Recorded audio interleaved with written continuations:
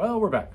I'll tell you, we got a video today that some of you are going to like, some of you just aren't going to go for it all. But I'm putting it up anyways. So I'm warning you all ahead of time right now, if you are not interested in comic binding, if you are not interested in learning in some of the terms in binding and what that means, and if you are not interested in walking through how to order comics being bound, you're going to want to skip this one.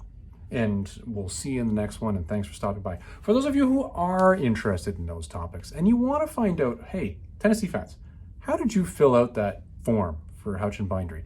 And how are those books holding up that you opened up about a month ago? Well, stick around, because we're going to go through it right now. Okay, so let's get into this here. So start off with this.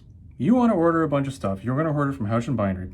This is who I ordered it from. And this is what their checklist looks like. And I'll tell you, I did see some other checklists online. The questions that they're asking you here are fairly similar, okay? So I know I'm talking about Houchen here particularly, but that does not mean that these are terms that you get to ignore if you go elsewhere, because you're gonna run into the same questions, okay? So you might look at this and say, oh, Tennessee Fats, this is phenomenally intimidating. I don't know what to put here. Don't worry about it. You can figure it out. Listen, I did, and I'm not that bright. So you can see you really don't have to write that much on this thing when you actually do finish it. Now, I'll get to this. This is a done one that I did do. And we'll show you what this book looks like once we're all done. But let's start with some of the basics here.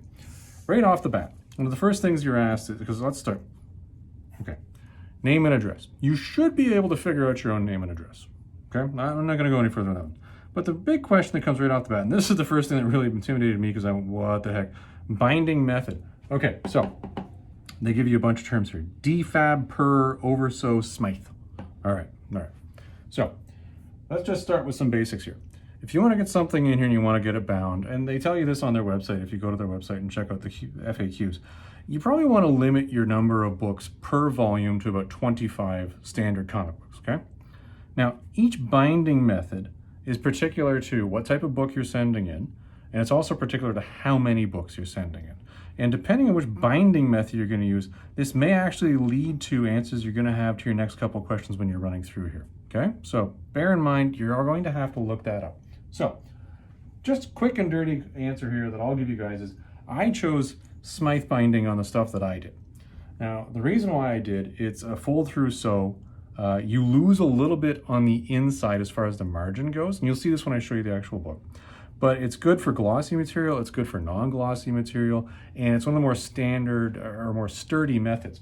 I'll tell you, let me give you an example here right now. This is the professionally bound book. This came from Valiant Comics. You see that end right there? You see that edge? This edge, if you look really closely, you're gonna see some glue material in here. This is not sewn, okay? This is a big bundle of books. This is what, I think 30 some odd books? Yeah, I think it's 30 some odd books. This, I believe, and I could be wrong, is a polyurethane reactive adhesive binding, which is the PUR option right there. Now, this is really sturdy. It's great for that reason. I'll set this aside. Here's one of the reasons why I did not choose polyurethane binding in mine. Now, you're gonna have a hard time seeing this from where you're at, but when it lies down, you see how this is not lying flat? See, it's sort of angled, and this doesn't really bend all that well.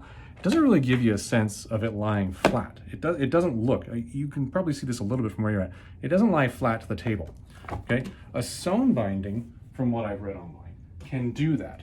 And I wanted something where when I'm reading it and I put it down on a piece of paper, I put it down on a table, I want it to lie flat. I'll give you an example of this right now, since we're on the topic. This is one of the ones that I got over sewn, or a sewn binding, and you can see when it lies down, it flops open fairly easily. As you get further into it, it continues to just stay flopped open fairly easy. You don't get that much pushback on it when it's flopped open. So there you go, there's what that is. That's why I chose Smythe. Oversew is another method you could use. The oversew binding, let me see, what was the issue with the oversew binding? Hold on, I made a little note over here. It eats more of the margin. This one will eat more margin than this one over here. So you can lose up to 3/8 of an inch of your margin because it's sewing through the actual pages. Now, another thing being, and I'll say this right off the bat, which is rounding, which we come to down here. I chose Smythe binding. Rounding is, let's see right here. Come on, get over here. Oh my goodness.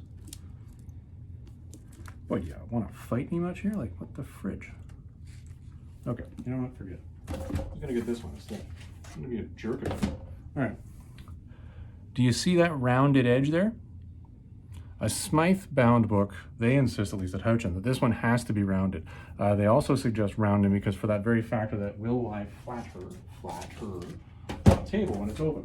Whereas this is a square bound. See how square that edge is? Pretty big difference there, right? So you got rounded edge versus square edge. That's a fairly material and noticeable thing. PUR books, which is what I think that other one is, that bounding book I just showed you, cannot be rounded. Ergo, why I believe that one to be a PUR book. So rounding is right there. So this is the binding one. So right off the bat, you're going to have to think about that. All of 4 of the books that I sent this time, I did get Smythe bound. I did not go with a adhesive, which is a DFAB or a PUR. This is a sewing, and this is a sewing. I chose this one. Eats less of the page. There is glue between the books when they're in there, though, which can be an issue, but either way, you know, and I'll show you actually how that works out when you open the books in a couple minutes. Okay, rounding, we already talked about that. Trimming, another important term. Let's see here, trimming. This one I did trimming yes on. Do you see how all of these books are carrying through with a straight edge? You can look at it this way as well. That's the top of the book. It's fairly straight. Now, comics, when they're produced, especially when you do them over time, they're not built to be the same size perfectly every time. That kind of quality is just not there in the printing process. So they are going to come out with variable edges. So if you put those together without trimming it, and you're totally within your rights to trim it if you want to, you're going to end up with something that looks jagged around the edge. So hence the trimming, okay? So those are the big 3 that you're going to want to get right off the bat. Figure out how many books you've got, how you want it bound, how sturdy you want it to be, how much you're willing to, whether you want to lay flat or not, fairly important one. And that'll lead you through rounding, because sometimes that choice will be made for you. And then you get to choose whether you want to trim it. Now you get into the extra stuffs. Okay, you know what we're going to do? We're going to set this aside. I'm going to just start showing you the ones that we've got, and you can see them, okay? You can see examples of these things, because all the rest of it's fairly self-explanatory. It's just that first part that can really scare you. So this one, again, as I said, I chose a Smythe bound, I rounded it. Trimming, I didn't even bother commenting on this one. I think this is the last of the 4 that I did. And on this one, I just missed it. Well, guess what? They trimmed it, because they saw that's what I did with all my other books. And I really liked it. So, ribbon color, okay. Ribbon color, this one's fairly self-explanatory. Ribbon, you know, placeholder ribbon, like this. That's this color. What color do you want this ribbon to be? That's fairly easy. I chose red. Red sort of sticks out, it's easy to grab. Bean, my cat, for some reason likes to chew on them, so I gotta keep away from him, but you know, is what it is. Actually, all the other ones are red as well, so you'll see that too. H&T band. H&T. Do you see, actually, you know what, I can show it to you this way. Do you see that little band right there? And it's also the same on the bottom, right there. That little band. That little band right there is the H&T band. That is a piece of ribbon that covers over the tip of where it's actually connected to what I guess would be a chop or the actual binding. I have chosen black on all of these. Now on this, which is the one that's professionally bound, you'll see that they chose black as well. You can see the ribbon is right there. Okay, that's the band. I chose black. You know, given the fact that I did white cover on this, perhaps white would have looked better. The black sort of stands out a bit. Again, something I've learned. Just when I was doing it, I thought, black should be fine. This is what it looks like in a smaller one. Let me show you what it looks like in a larger one. Here's another one where I got the black, okay, and you can see right there, sort of stands out there. It does not disappear by any means. You can clearly see it's there. Now, hold on for a second as I show you. This one, which had a cloth back as opposed to a graphic back, and I'll get into that later. This one is a black top and bottom band, but it blends right in with the cover. You don't even notice it. So that's a thing. So that's your H&T color. All right, from there you can do your end sheets. So an end sheet, they automatically come with this white end sheet in it. You can see it right here. This is the sheet that is the transition between your binding and the book. Okay, it comes automatically as white. You can choose to choose a different color, but I guess if you're going to do a different color, it only works with a DFAB, which is that first adhesive method that I mentioned earlier. And then you start going through the rest of it. Dust jackets. So you can design a dust jacket. I did not design a dust jacket for any of mine. A dust jacket, for those of you who don't know, this is a dust jacket. Like that. Okay, dust jacket, dust jacket. You'll remember from Back to the Future, the dust jacket that was around the magazine that made it look like it was over the sports almanac, when lo and behold, it was ooh la la. Yeah, I know. Anyways, okay, so let's start going through some of the other things that were chosen for this particular one, just to give you an example of what they were. So cover color, I left this blank because I was going to do this, which is a simple cover color design. You want to read the FAQ on this one because you can do a bunch of things here. You can provide your own cover. If you're a graphic designer, go for it. Why not? Have a great time, do that. If you are not a graphic designer like me, then you're going to say, hey guys, just do this. And you'll see what I did was I said, listen, for the front, a scan of volume 1 front, and for the back, a scan of volume 1 back. So of the update books that were put in here, this is the front of book number 1, okay? This is the back of book number 1. I asked for them to brighten it. Please brighten, because my copy that was in here, as you'll see, that white is nowhere near as white as that white. See the difference? This one's almost gone to a cream color. Go over here. Get to the back of it. See the white there? That white is not as bright as that white right there. You can see they brightened it. There's some pixelation right here, but you know what? You really got to look at, see the pixelation? You really got to look to see that. So that's what I chose. I said, listen, I want a simple design for this particular one. One that I did not choose to put a simple design on was this. The saga of the original Human Torch. Now, I chose this because I'd always wanted to read this when it came in the 90s and never bothered getting it. So I chose, okay, we're going to get white lettering. I chose a black cover. So this is just a straight cloth cover. Panel lines, if you're wondering what panel lines are, that's panel lines. They go above and below. If I had a thicker version, like maybe 15, 20 books in here, then this title would have been written side to side, and it would have had panel lines on the top and bottom. So you see, that's what I chose here. But unfortunately, this is too skinny to do that. The font on this would have to have been so small to get the saga of the original Torch, and it would have been ridiculous. So it was impossible. So that's what a panel line is. Front cover lettering, well, front cover lettering is pretty explicit, self-explanatory, it's right there.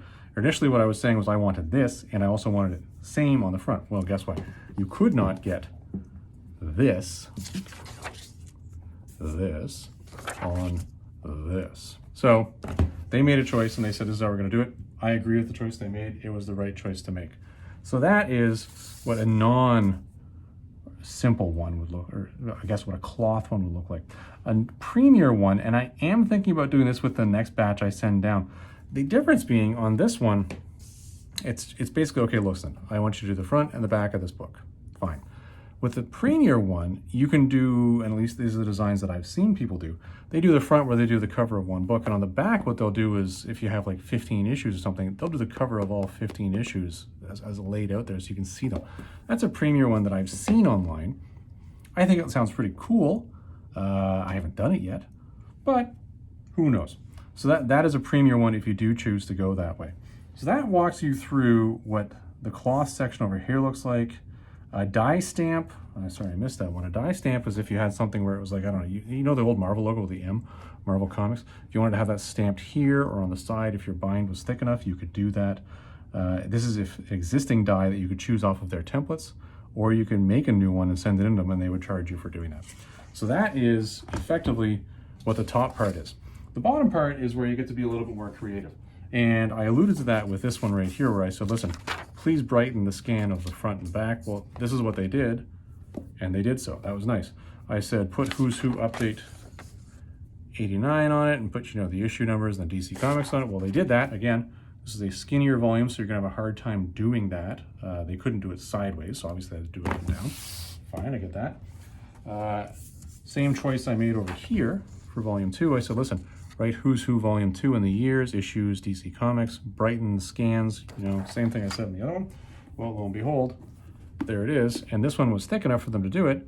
Issues number this, DC Comics at the top, Who's Who, the years I put on it. Again, you can see that red ribbon sticking on the bottom. And there's the scan of the front and the back of issue number, what was that? Number 13, I think? 14, issue number 14, because 1 and 13 are what I stuck in the other one. And ooh, look at that, I just drew a line on the desk. Erasy, erasy. Beautiful white erasers. But the reason why I did this and I broke it out this way is this entire volume is 26 or 32. I believe it's 32, isn't it? No, I went to 26. Oh yeah, so it's 1 to 26. So I chose, okay, you know what, I'm gonna split it 13 to 13, just so that they're even sizes. Now, the last thing that I wanted to touch on today is how do these hold up? Well, I'll tell you, I bought these from Houchen. That's obviously clear from everything I've said so far. I have taken these books and I have thrown them around. I've thrown them in my satchel. I have read them. I've traveled with them, done everything I need to do that you would normally do with one of these. This one in the cloth bind, as you can see, this looks stunning. It doesn't look like it's had the crap kicked out of it at all. I have thrown this around in the backyard because I was sitting out on a chair and then I had to drop it while I was going to grab the cat out of a tree. You can see the top corner there is a little blunted right there on the front. You can barely see it. You need the sheen on it to do so. But this has held up very well. This shows very little sign of any sort of wear and tear. These graphic covers, this one, again, I've been reading. You can see a little bit of a punch up there in the corner in the sheen. If you can see, let's get the sheen up there. Come on, sheen, get in there. There you go. You start to see it right there. But really, it's just holding up just fine. I see no reason to think that these are going to break down in any material way. These are solid bound books. So quality-wise, after a month, I can tell you, these two have been read and have basically been tossed around. And I'm noticing very little condition difference between these. Like, I look at these and they're so similar. I really don't see any material wear and tear. I'll tell you the one thing that I did point out, and I said I would comment on this. I said, if you look, you lose a little bit of the interior on these things. You can see I've lost a little bit of the interior along the page there. But when I talked about the glue between them, and I pulled these apart on purpose, so I wanted to see what this looks like. I don't really see any real damage between those two right there. On this one over here, though, and it's going between, I believe it was issue number 1 and issue number 2. Come on. Okay, so if you look at the page, can you see how the covers are sticking together a little more? They are. At the top, you can see it as well. The covers are sticking together more than the rest of the pages. If I pulled those apart, those are glued together more than the rest. You would see basically the pages coming apart. So this is where you do lose a little bit of the interior. And I thought on one of these I had pulled them apart, just for the heck of it. I guess I didn't. All right, maybe I did not. Well, you know what? I'm not going to do it now just for the sake of showing you. But if you do, I'm telling you, that's what's going to happen. So everybody, that's basically this form. That's how to walk through the form. That's what the form means. That's what these particular terms up at the top mean. And that's how I ordered mine. You might want to do more research on your own to determine what might work best for you in your books. But for me, this worked. And I can tell you my next batch is, well, half of it is ready to go down. I've got 2 Namor volumes I'm going to send down for binding. One being the original saga of the saga of the Submariner. And the other one being a couple of the modern mini-series. And I'm also going to put together some 1990s Image Comics bound ones as well. And I'll show you those when they come in. So everybody, I hope you enjoyed this one. I hope you got some value out of that. If you do have any other questions about these, about my experience with Houchen, anything like that, feel free to send me a message or post a comment below and I'll get back to you. That's not a problem. Everybody, I hope you have a great day and we'll see you in the next video.